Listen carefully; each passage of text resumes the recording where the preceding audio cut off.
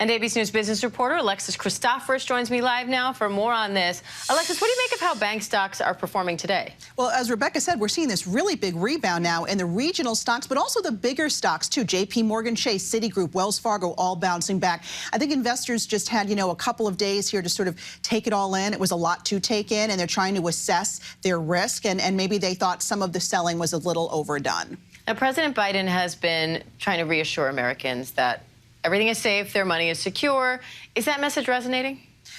Not quite yet. I think this is all still very fresh for people. And when you talk about the safety of their money, I think people sort of have this visceral, response, and they need to protect what's theirs, which is reasonable. So we're seeing a number of people go to their smaller regional banks, taking money out, even if their banks are not signaling that they're in trouble, and they're moving those funds to larger banks for the time being. Now, new data is showing that inflation appears to be slowly cooling.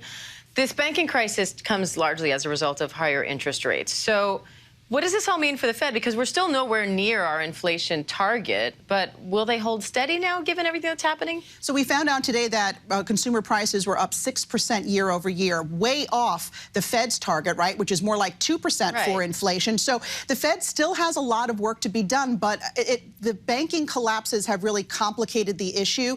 The Fed now is sort of threading the needle, if you will. It doesn't want to have inflation run rampant, but it also needs to bring stability to the banking system. So we'll have to see. Next week's Fed meeting will be one of the most pivotal Fed meetings we've had in a while. Wall Street seems to be mixed on this. Some are saying we'll get maybe a quarter-point rise in interest rates.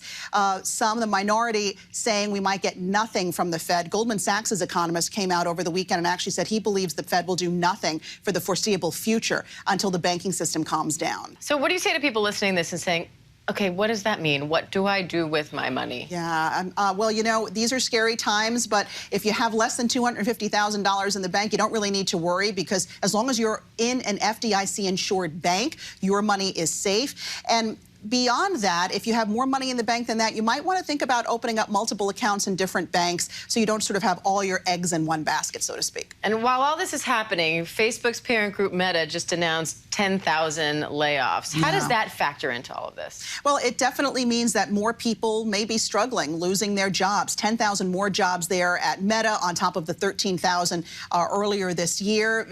This problem is not specific to Meta.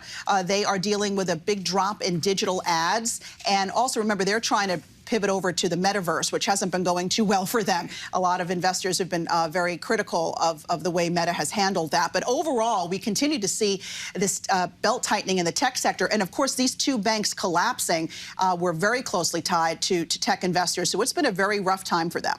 All right. Alexis Christoforous, thank you. Thanks.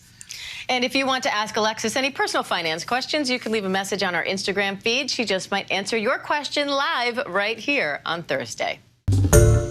Hi, everyone. George Stephanopoulos here. Thanks for checking out the ABC News YouTube channel. If you'd like to get more videos, show highlights, and watch live event coverage, click on the right over here to subscribe to our channel. And don't forget to download the ABC News app for breaking news alerts. Thanks for watching.